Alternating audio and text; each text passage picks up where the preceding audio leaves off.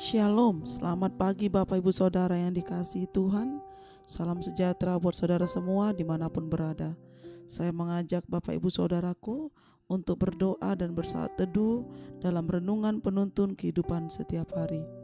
Kiranya damai sejahtera dan sukacita oleh Roh Kudus senantiasa melimpah di dalam hati dan kehidupan kita semua. Amin. Tema firman Tuhan pada pagi hari ini adalah Allah mengasihi orang berdosa.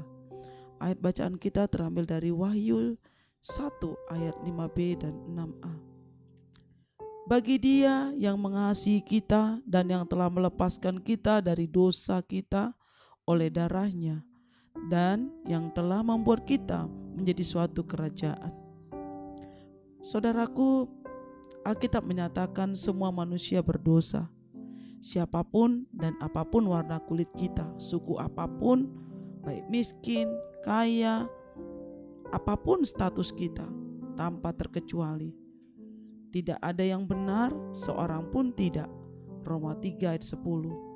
Semua orang telah kehilangan kemuliaan Allah. Pemazmur menegaskan bahwa di antara yang hidup tidak seorang pun yang benar di hadapan Allah, seperti terdapat dalam Mazmur 143 ayat yang kedua.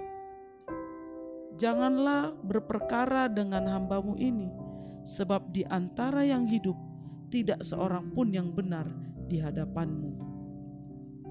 Saudaraku, saya percaya kita menyadari bahwa semua kita berdosa di hadapan Tuhan. Namun kita patut bersyukur karena Yesus berkata, "Aku datang bukan untuk memanggil orang benar, melainkan orang berdosa." Matius 9 ayat 13. Apa yang diperbuat Yesus terhadap kita, orang yang berdosa? Pertama, Tuhan Yesus mengasihi kita. Allah mengasihi kita, saudaraku. Dikatakan bagi Dia yang mengasihi kita. Kita tidak perlu mengerjakan sesuatu terlebih dahulu untuk menarik kasih-Nya, karena Ia adalah kasih itu sendiri. Allah menunjukkan kasih-Nya kepada kita oleh karena Kristus telah mati untuk kita ketika kita masih berdosa.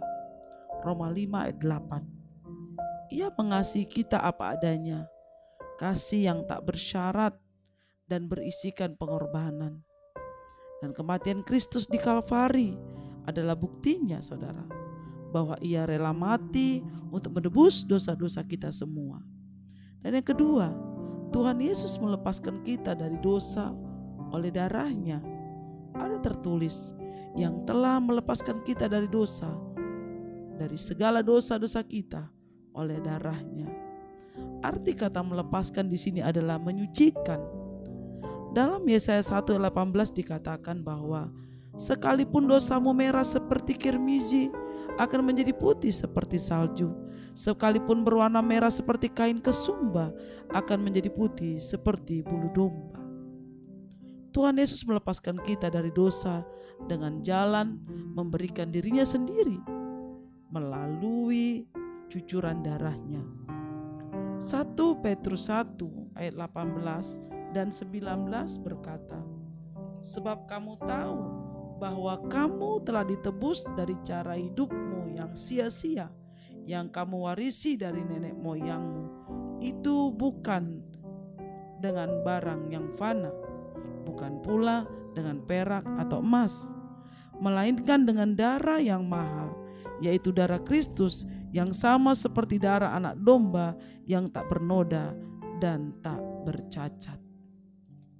Saudaraku, yang ketiga dikatakan Tuhan Yesus mengangkat kita keluar dari dosa, dari segala perbuatan dosa kita, saudara, dan yang telah membuat kita menjadi satu kerajaan, menjadi imam-imam bagi Allah Bapanya. Wahyu 1 ayat 6. Saudara, melalui karya kudus-Nya di atas kayu salib, kita tidak hanya dipulihkan, tapi status kita juga diubahkan, saudara. Dari hamba dosa menjadi hamba kebenaran. Kita dibawa dari hidup dalam dosa ke suatu dimensi hidup yang baru, yaitu hidup dalam kebenaran.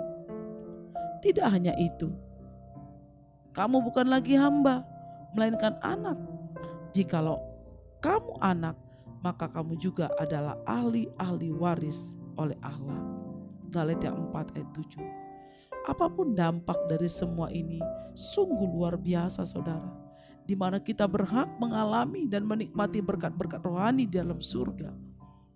Saudara, kita percaya dengan pengorbanan Kristus, dengan kematian Kristus di kayu salib, itu sangat membuktikan bahwa Allah sangat mengasihi kita orang-orang berdosa.